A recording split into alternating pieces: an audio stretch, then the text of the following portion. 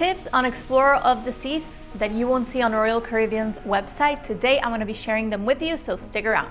Cabin location doesn't always matter. Why is this? Because you always want to get a balcony.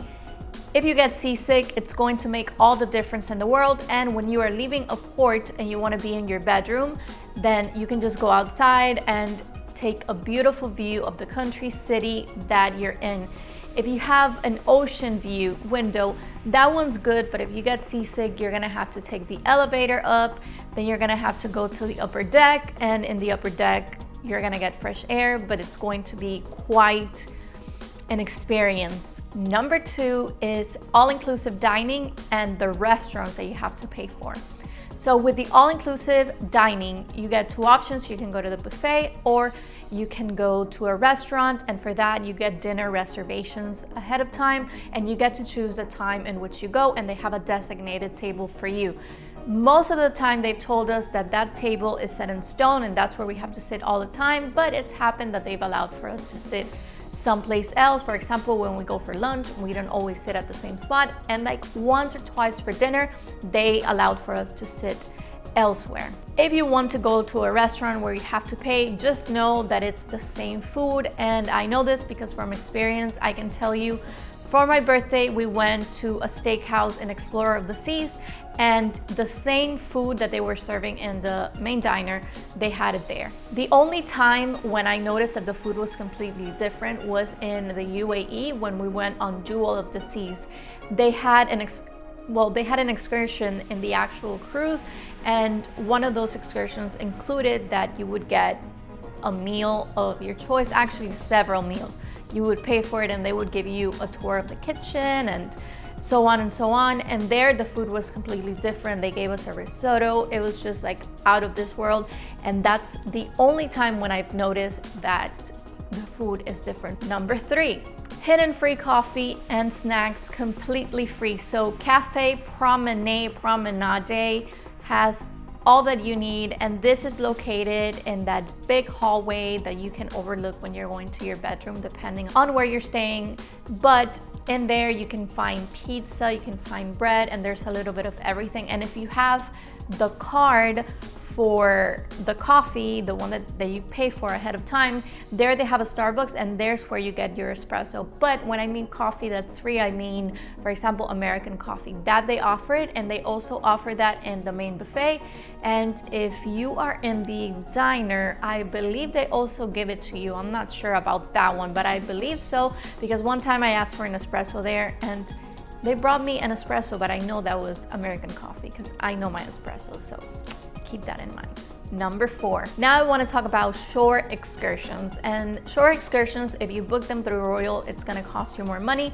You do want to book ahead of time because they do get full very easily. And if you wait until you are going on the actual cruise, then you're gonna be just wondering, oh my God, there's only one seat left and I'm with someone else, so most likely you're gonna have to skip that one. What you can do is that you can call Royal directly and they might be able to help you. They helped us one time in the past cruise with one of the excursions I did. If you want to just explore the port on your own, that's also a lot of fun, but it also depends, like if you like museums or if you like catamarans and you love exploring by the water, then that's your call. But I think if you do like an itinerary ahead of time and you know what the city is all about, you can do that. The pros of going with Royal is that they have the transportation available, and then they have a guide. So in the bus, they're explaining everything and they drop you off. And when you're running the numbers, just keep in mind, okay, if I do it with Royal,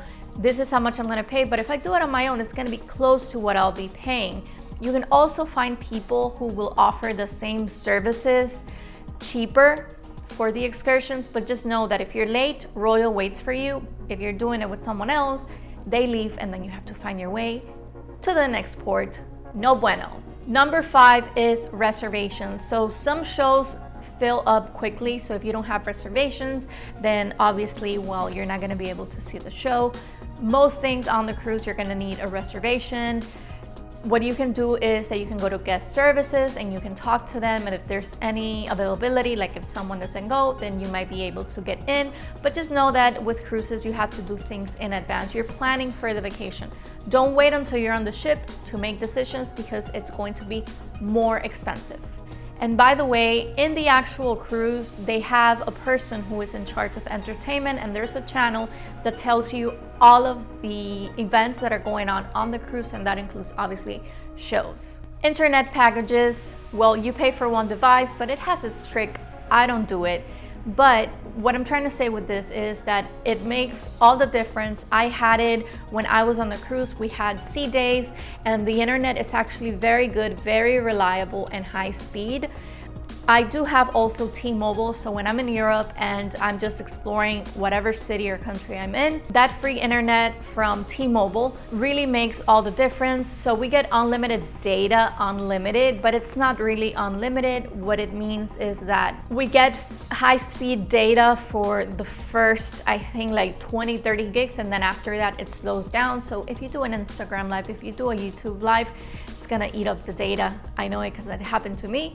And then you get the internet on the cruise, so it compensates. But if you get the one from T-Mobile that I have, well, let's say you exceed the high-speed data, after that happens, you can send text messages and it works just fine if you want to use it for that. Even if the data high-speed package ran out, then you can still send text messages and they work just fine.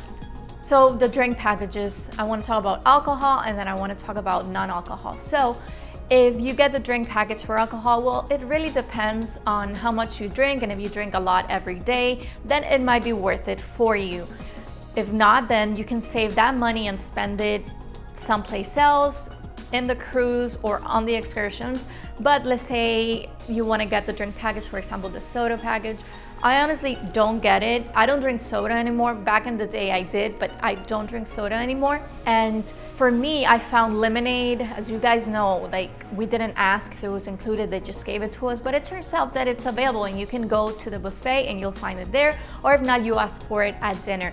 If you want to buy a soda, then they're gonna charge the account. Honestly, I think you'll be fine with the coffee, with the water, and with the lemonade, because the lemonade is delicious. Number 8, which also has to do with the events that go on. Well, it's events that go on the cruise. So there are a lot of things that you can do on the cruise. There are events that you can attend. They have karaoke in most cruises. For example, in Explorer of the Seas, they had an arcade. They had a basketball court where people could also not only play basketball, but tennis as well. They had a rock climbing wall, and they had a pool, and it's honestly like a lot of fun. It just depends on what you want to do.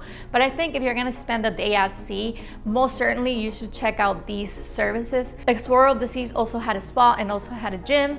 So if those are things that you want to do, for example, for free and not pay for an event or not pay for a show, then for sure look for those fun things that you can do on Explorer of the Seas without paying a penny. Number 9, which I have a video about this, is port day versus sea day. So port days are the days that you go on the excursions.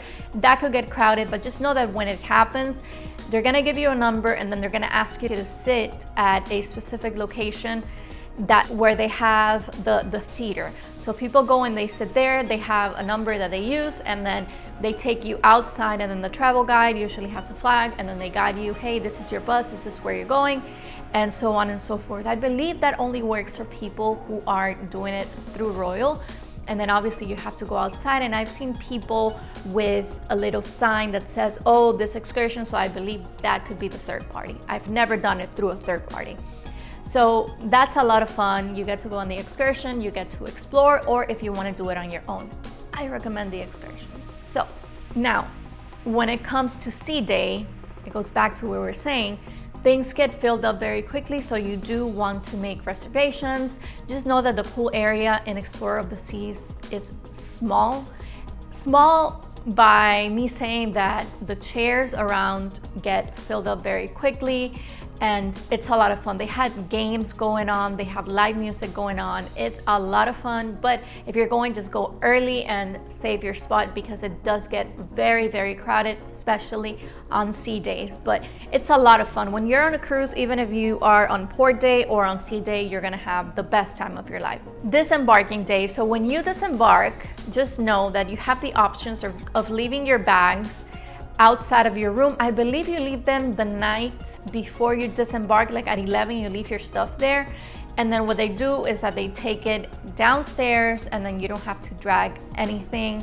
They allow people to disembark, they give you a number, and then when they call that number, then you're allowed to obviously go downstairs, you pick up your bags, and then you go on the bus. Usually Royal Caribbean for us, they offered for us to be taking from Ravenna, Italy to Venice, because Explorer of the Seas does not leave from Venice. There's no port that they leave from in Venice. Instead, you gotta go to Ravenna, and they do provide transportation for that.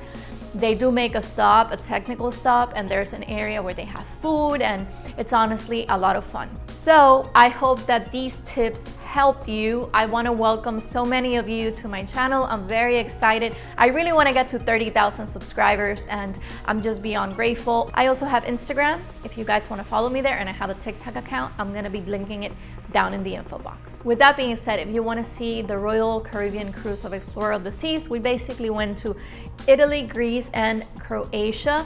I have those videos there. You'll also find the excursions, and it's going to be a lot of fun for you guys to watch and learn everything before heading on the cruise. I'm gonna end the video right here. Thank you so much for watching, and I will see you next time.